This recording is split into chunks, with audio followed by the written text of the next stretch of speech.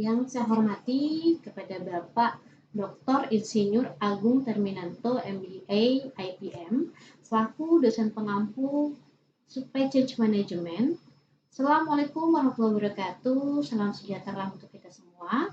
Perkenalkan, nama saya Tri Ayu Apriani, mahasiswi Magister Farmasi Universitas Pancasila, Bisnis Farmasi Angkatan 40.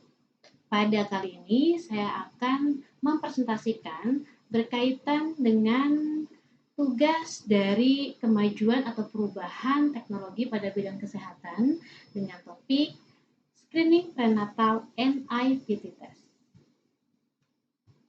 Nah, yang mendasari saya untuk membahas mengenai screening prenatal NIPT test ini adalah kita harus memahami dulu nih berkaitan dengan kelainan kromosom.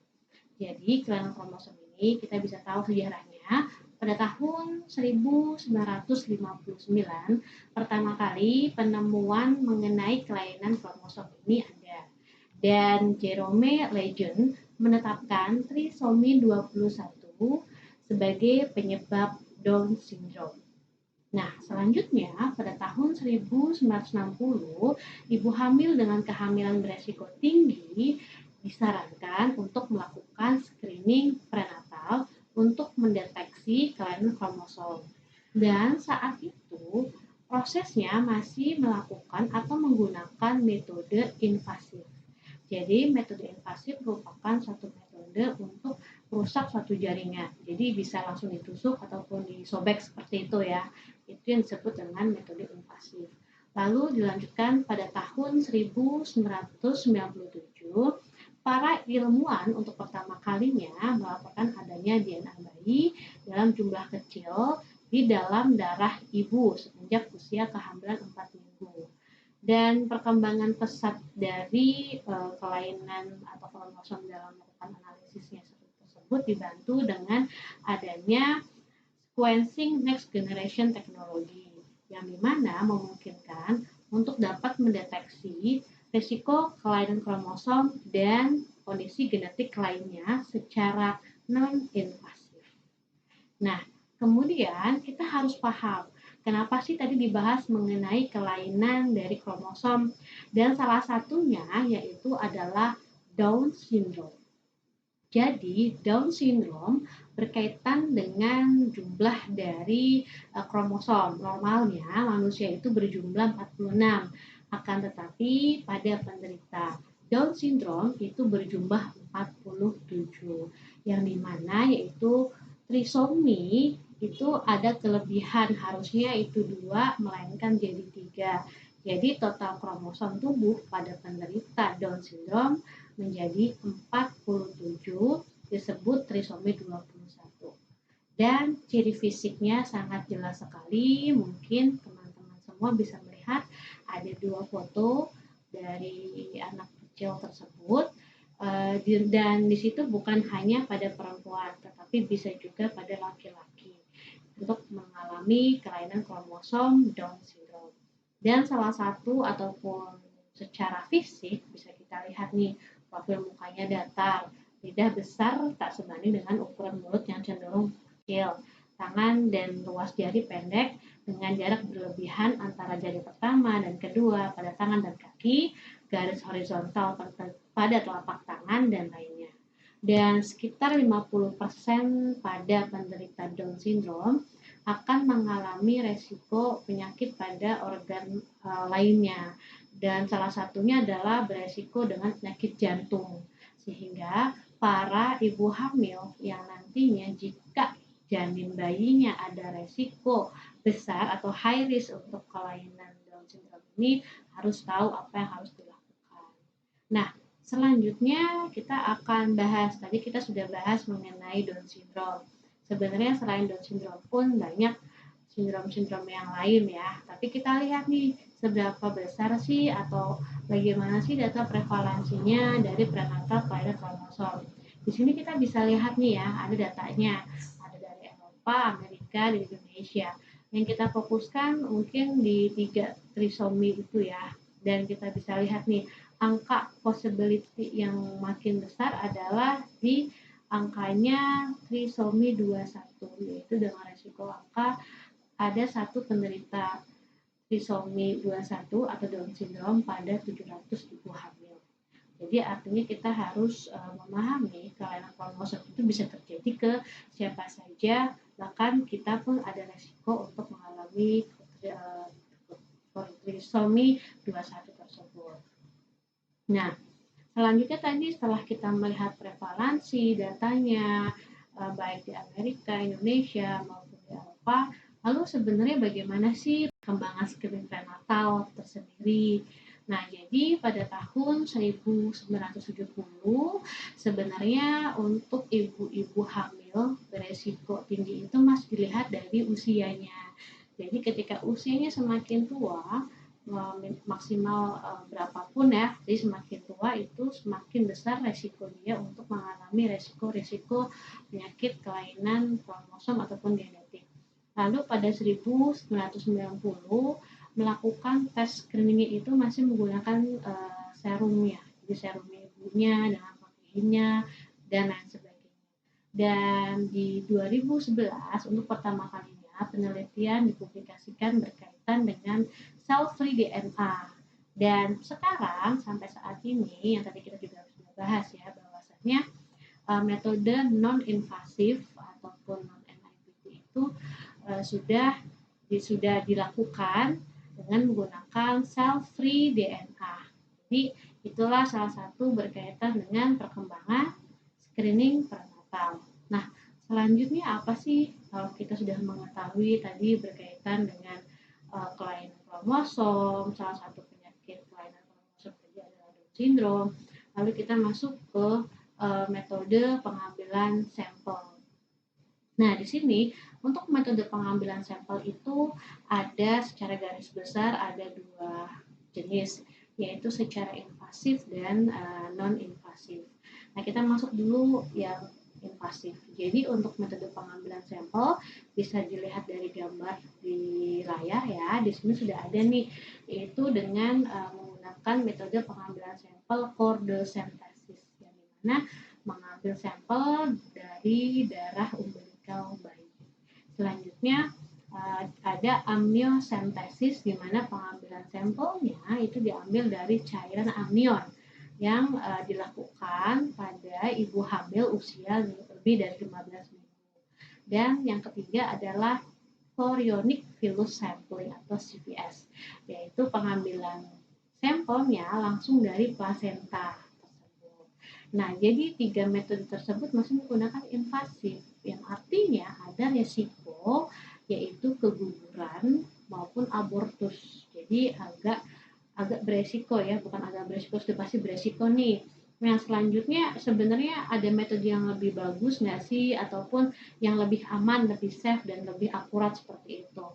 Nah, akhirnya sebelum kita masuk ke hal tersebut, untuk pengecekan ataupun screening itu ada lakukan pengecekan menggunakan USG atau ultrasonografi dan juga screening maternal serum marker.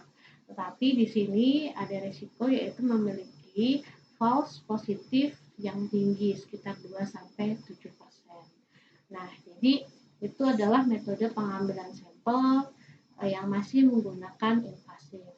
Selanjutnya yang kita akan bahas yaitu lalu NIPT itu apa dan bagaimana NIPT itu. Jadi dari namanya NIPT, N-nya itu non-invasif prenatal test atau prenatal non-invasif. Di sini merupakan metode screening kehamilan tanpa risiko yang hasilnya lebih dari 99% akurat mendeteksi masalah genetik, baik kelainan Down syndrome, Edwards syndrome, Fatal syndrome, maupun lebih dari 90% genetik berkaitan dengan kelainan-kelainan seperti itu. Nah, lalu metodenya bagaimana caranya? Bisa dilihat dari gambar ya, bahwasanya pengambilan sampel darahnya itu hanya diambil dari darah ibu hamilnya sebesar atau sebanyak 10 ml, lalu dilakukan pengetesan dengan alatnya. Gitu. Nah, selanjutnya bisa hal untuk screening ini bisa dilakukan pada usia hamil 10 minggu dan prosesnya itu sangat mudah atau prosedurnya sangat mudah, yaitu bisa dilakukan kapan saja, di mana saja tanpa ada prosedur misalkan puasa dulu atau menggunakan alat yang sangat menyakitkan. Jadi itu sangat-sangat mudah dilakukan dan selain itu hal yang sangat membantu adalah juga dapat memberikan informasi berkaitan dengan jenis kelamin dari calon atau calon janin kita seperti itu. Jadi itulah berkaitan dengan NIPT test. Nah, yang harus kita ketahui selanjutnya adalah berkaitan dengan teknologinya. Tadi kan kita bahas tuh NIPT-nya. Nah, jadi untuk prosedurnya ya itu kita menggunakan secara mesinnya itu adalah menggunakan teknologi canggih yaitu alat digital PCR dan juga next generation sequencing. Secara singkat mungkin saya jelaskan mengenai prosedurnya yaitu sampel yang telah diambil dari ibu hamil sebesar 10 mili dan dicairkan dengan ETA, lalu dilakukan proses isolasi, dilakukan ekstraksi, lalu dimasukkan ke dalam library preparation, disiapkan, lalu dilakukan proses sequencing, dan selanjutnya dianalisis dan barulah didapatkan hasil reportnya. Untuk prosesnya itu kurang lebih 9 hari sampai mungkin 2 minggu dan hasilnya bisa langsung sampai ke dokter dari ibu hamil tersebut dan juga kepada ibu hamil tersebut. Nah, inilah teknologi yang canggih yang dimana sebelumnya menggunakan metode secara invasif, lalu menggunakan proses non invasif dengan adanya cell-free DNA dan juga dengan perkembangan zaman di sini kita bisa lihat teknologi dari next generation sequencing ini ke depannya tidak hanya bisa men-screening berkaitan dengan kelainan kromosom saja, tapi bisa juga melakukan proses screening terhadap penyakit misalkan untuk preeklamsia, untuk penyakit hipertensi ataupun kelainan-kelainan lainnya. Hal tersebut yang nanti jika ada dampak yang tidak baik ke depannya bisa ditangani atau dipersiapkan dari sekarang. Itulah proses perkembangan teknologi di bidang genetik seperti itu ya.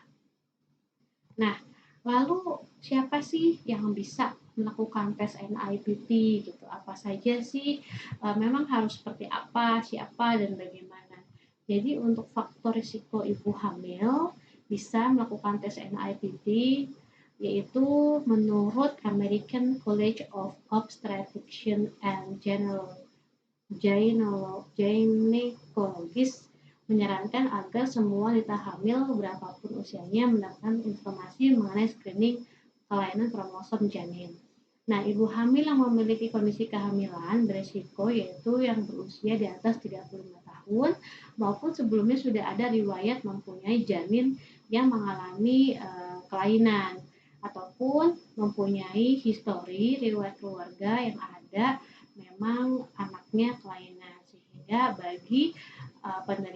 bagi orang-orang yang mengalami hal tersebut sangat wajib hukumnya sih harusnya melakukan tes NIPT.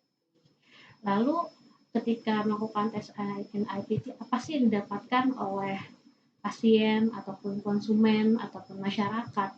Jadi kelebihan dan kekurangannya antara lain yang pertama kelebihannya yaitu dapat mengetahui nih lebih dini mengenai kondisi kelainan genetik pada janin dan dapat menyiapkan tata laksana setelah melahirkan. Jadi amit-amit jika memang nanti hasil NIPT-nya itu high risk, berisiko tinggi, jadi si ibu hamil dan keluarga serta dengan dokternya bisa berbicara dan duduk bersama bagaimana penanganan ke depannya seperti itu.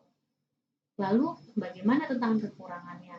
Baik, untuk tes NIPT ini yang pertama masih sangat mahal. Kisarannya di Indonesia di atas 7 juta sampai dengan 15 juta. Tergantung paket tes dari kromosom, ada yang 3 paket, ada yang memang lebih seperti itu. Lalu fasilitas terbatas, jadi tidak semua laboratorium di Indonesia atau klinik atau rumah sakit mempunyai fasilitas tersebut. Jadi hanya perusahaan swasta yang bergerak di bidang genetik yang mempunyai bisnis tersebut. Lalu untuk alatnya juga belum ada banyak di Indonesia. Terkadang sampel yang sudah diambil dari ibu hamil harus dikirimkan ke negara seperti Korea, Singapura, China maupun Eropa seperti itu. Lalu yang ketiga adalah kode etik dan moral. Seperti yang kita tahu, jika kita berbicara mengenai kelainan kromosom atau kelainan genetik, pasti sudah ada gambaran dengan contohnya tadi adalah Down syndrome, anak atau janinnya itu tidak akan menjadi normal. Jadi jika memang dirasa akan memperberat, ada kemungkinan bisa dilakukan untuk abortus. Nah, seharusnya itu bisa dibicarakan kembali kepada keluarga dan juga dokter yang menanganinya. Nah, demikian informasi berkaitan dengan NIPT test berkaitan dengan perkembangan dari teknologi di bidang kesehatan. Dan ini referensi yang saya gunakan. Sekian penjelasan dari saya berkaitan dengan screening prenatal NIPT test. Jika memang ada kekurangan, kesalahan, mohon maaf dan semoga informasi yang saya sampaikan bermanfaat. Terima kasih. Assalamualaikum warahmatullahi wabarakatuh. Sampai jumpa.